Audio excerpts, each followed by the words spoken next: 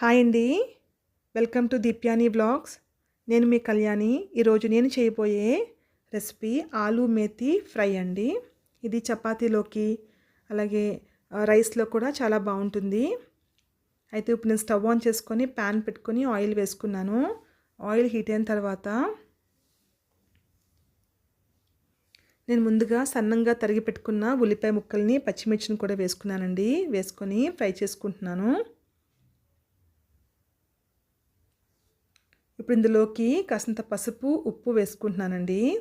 ఇందులో ఉప్పు వేయడం వలన ఉల్లిపాయ ముక్కలు అనేవి త్వరగా ఫ్రై అవుతాయి.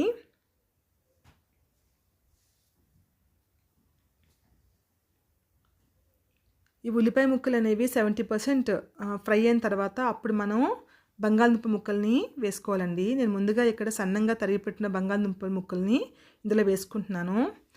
ఉల్లిపాయలు అనేవి బాగా ఫ్రై అయిన తర్వాత బంగాళదుంప ముక్కలు వేయకూడదండి. ఉల్లిపాయలు 70% ఫ్రై అయిన తర్వాత అప్పుడు దుంపల ముక్కలు వేయాలి.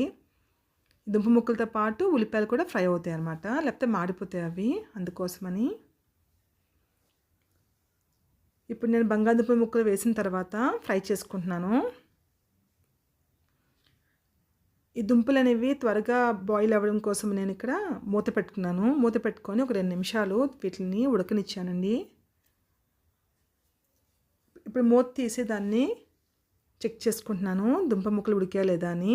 ఇది ఒక 70% దుంప ముక్కలు ఉడికిన తర్వాత ఇప్పుడు ఇందులోకి మనం ఆకుకూర వేసుకుంటామండి.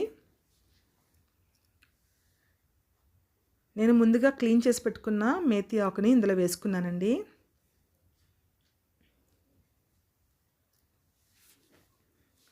ఈ దుంపలు 70% ఉడికిన తర్వాత మనం ఆకుకూర వేసుకోవాలండి. ఎందుకంటే దుంపలు అనేవి దానికి ఎక్కువ టైం కావాలి బాయిల్ అవ్వడం కోసము, కానీ ఆకుకూర అనేది త్వరగా ఫ్రై అయిపోతుంది. సో దుంపలు ఉడికిన తర్వాత 70% ఉడికిన తర్వాత మనం మేతి కూర వేసుకోవాలి. ఇప్పుడు నేను మూత పెట్టుకున్నాను, కాసేపు మూత పెట్టుకొని ఫ్రై చేసుకుంటున్నాను.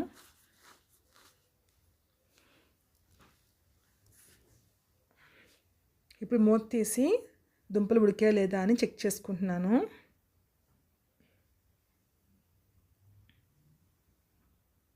చూస్తారు కదండి, దుంపలు అనేవి బాయిల్ అయిపోయి. సో ఇప్పుడు ఇందులోకి నేను ఒక 1/2 టీ స్పూన్ కారము అలాగే 1/2 టీ స్పూన్ ధనియాల పొడి వేసుకున్నానండి.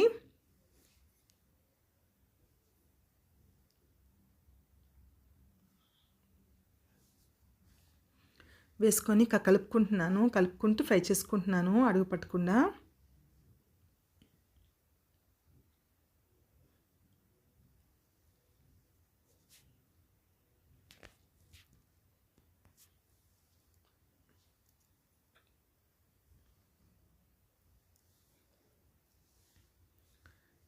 ఇప్పుడు దీని మీద మూత పెట్టుకొని మరొక నిమిషం దీన్ని సిమ్లో లో ఫ్లేమ్లో ఉంచుకోవాలండి.